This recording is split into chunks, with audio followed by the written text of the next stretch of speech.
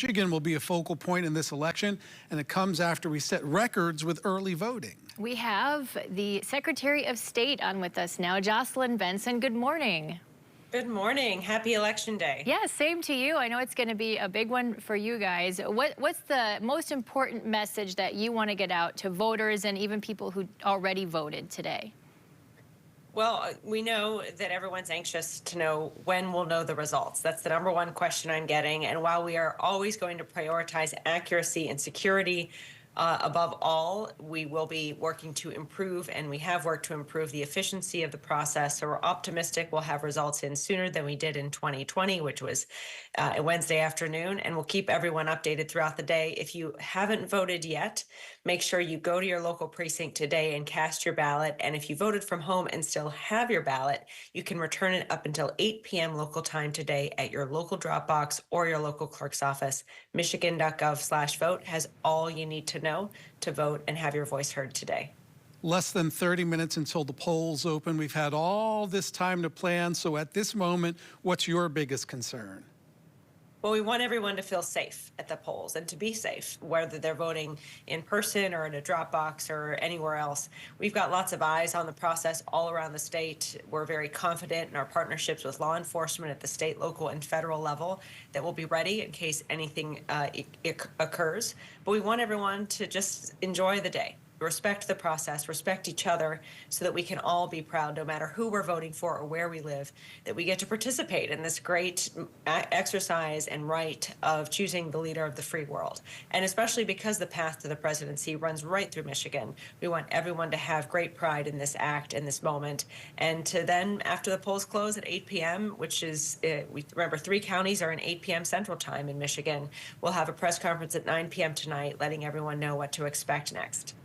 And I know one thing we've talked about this morning is that you had requested some guidance from the Attorney General on the new recount rules and weren't able to get that because those rules aren't taking effect immediately. How concerned are you that that could become a factor in this election? Well, we understand it's impossible to complete the formal process before the election, and while the Attorney General declined to issue a formal opinion, she has made clear, and her team remained available to advise us as we go through the process should a recount occur. So I'm confident we'll have all the guidance that we need moving forward, and I'm grateful to the Attorney General and her team for working with us to ensure the rule of law is followed if and when we have to do a recount in any particular election. How big of a concern has disinformation been in this election cycle?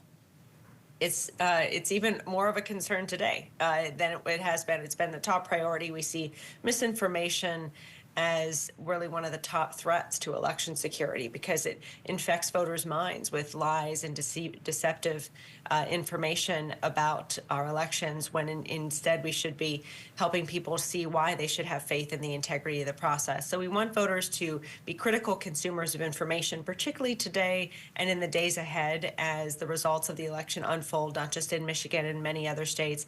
Ask questions, go to trusted sources for those answers, including Michigan.gov/election facts, where you can get a lot of your questions answered in a very granular, detailed way, and hopefully through that have more faith and rightly placed faith in the process.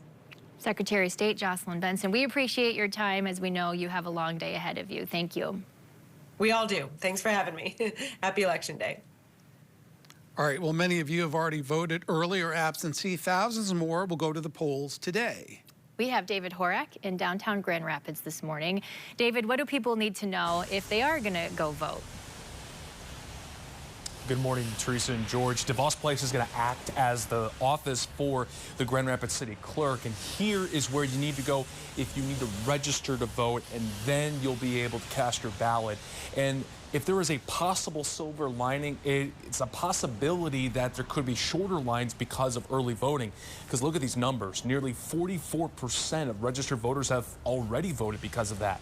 3.2 million people in total. 1.2 million of those were the in-person early voters. Turnout when looking back is 70% in 2020, 63% back in 2016. Now, Michigan in total has 7.3 million registered voters. So if you're one of those who have yet to cast your ballot, polls will open in less than a half hour from 7 o'clock this morning to 8 o'clock tonight. If you are still in line come 8 o'clock, you can still vote. Now, woodtv.com, that is where we have a sample ballot for you to check and educate yourself along when it comes to the races beyond just the top of the ticket, as well as, of course, your location on where your polling site is.